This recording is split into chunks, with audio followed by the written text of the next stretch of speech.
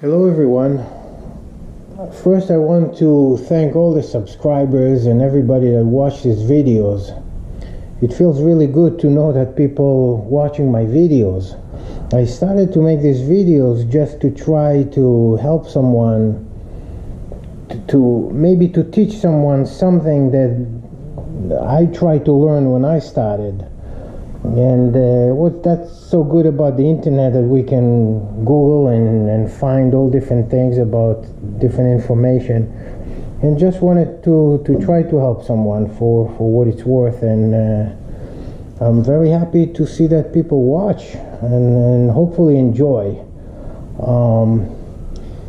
I want to help and push people that want to do these things to kind of do it, and basically I just want to say just go for it.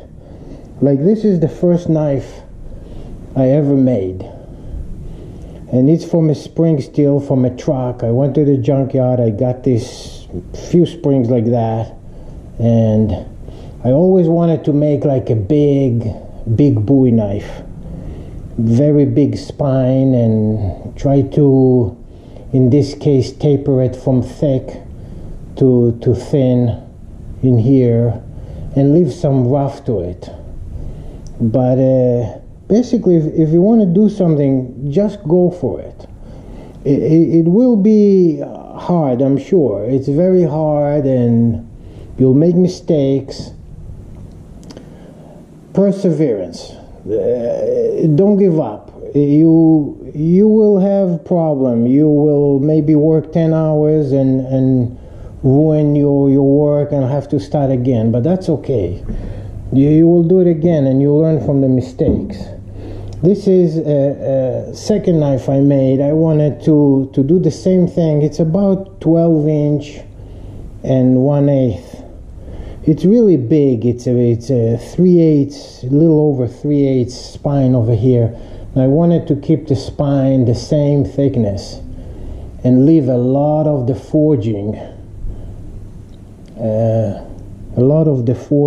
from the forge and rust material on it to look really rough, and also made a longer handle with a couple spots so you can hold here, or you can hold for chopping a little further and you'll have more momentum.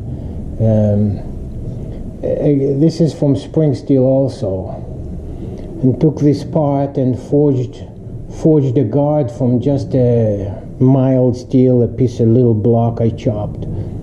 But you can do a lot of things from all different simple materials.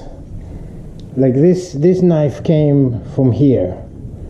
This piece of steel, a spring, and all these handles, like this knife, made the leather sheet, and like this knife, it's the same thing. It's from a spring steel and a block of acrylic material that you never really know what you're gonna get when you actually get it. Yeah, this is another knife. I got a little bit more polish to it. It's all what you have, your ideas. The beauty of this, you can make something and it's so good feeling to look at something that you made with your own hands. It's very, very rewarding, very nice feeling to make like this is a bushcraft, for instance, I made. It's something you made, and when you finish with it, you're very happy. You look at the details or what you did, and like in this case I made it a little wider here, so it'll sit more wide for cutting and slicing. And this is African Babinga. It's all different wood from Walkler. I go and buy stuff any place you can put any wood or anything, any ideas you have. Just do it. So don't give up. You'll be a problem. You'll have issues for sure. Leather, piece of leather, and start to carve, work with it, and make anything. Like in this case, I wanted to have it, and it's very tight fit. It won't fall even. Wanted to make a horizontal carry. So you have the belt here and carry it horizontal. Yeah, so you have a question or anything, you can Google, see, find how. When I make a video, it's kind of difficult because you don't want to make the video too long. It's not going to be boring to watch. And too short, you can't teach much. And I know there's some videos you can learn a lot by watching, so I try to do it fast and so you can learn quickly without wasting a lot of people's time watching, to learn a lot by just viewing how it's done. But then there's a lot of questions how, and I'm trying here and there to put in like how I do washers or to put different tips as we go. And I'm not sure if it's wanted or it's good or bad, but I'll try to whatever I feel and see. And this is my first project ever. This one, and I know the stock is a little more square. It's pretty comfortable to hold, but I leave it like that because that's my first knife I ever made. I didn't round it so much. This is my last project. It came out beautiful, even though it's thicker than a regular barber razor each side, but I didn't want to make it too thin, or in this case I like to leave the forge, the color of the heat in here. That's the beauty of something you make with your own hands, that you can do whatever you want to it. You can anything you feel, you do it.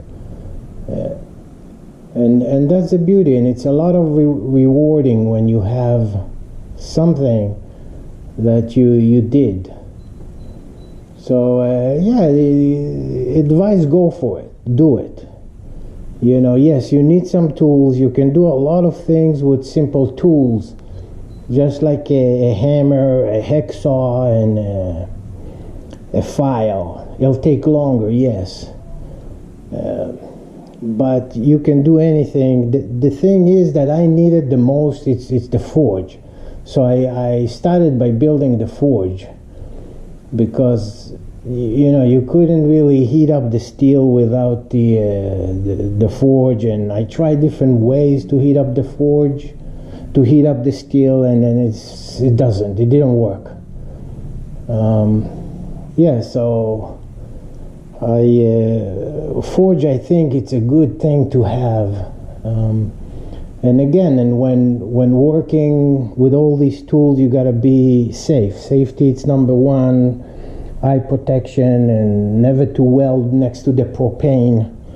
I usually take them outside the building when I weld, because a propane tank have a thinner side walls for the tank. I don't take a chance with that. Just think before you do anything.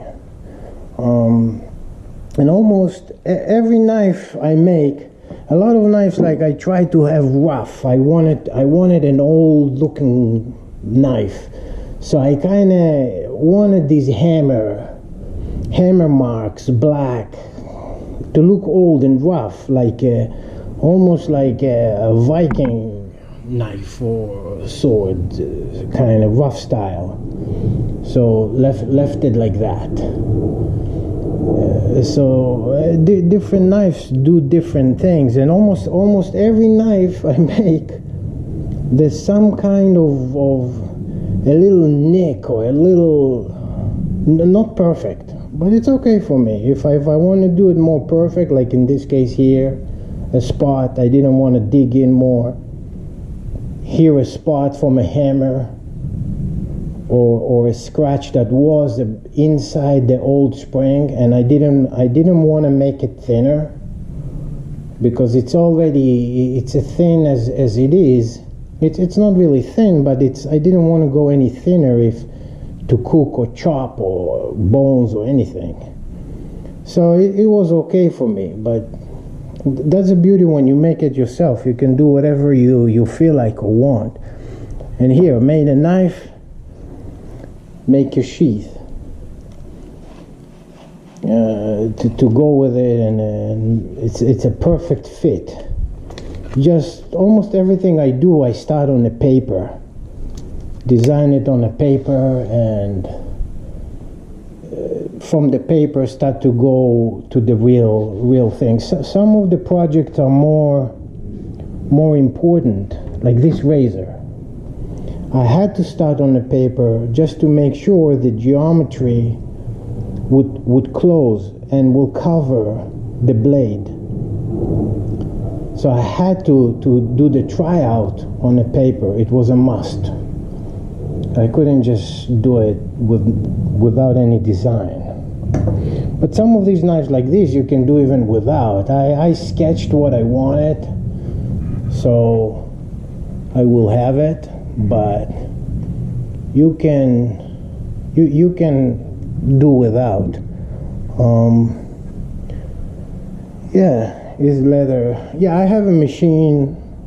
It's a hand stitching machine that does the stitching a lot faster than to actually stitch it by hand, but everything possible with the hand. It's just going to take a little longer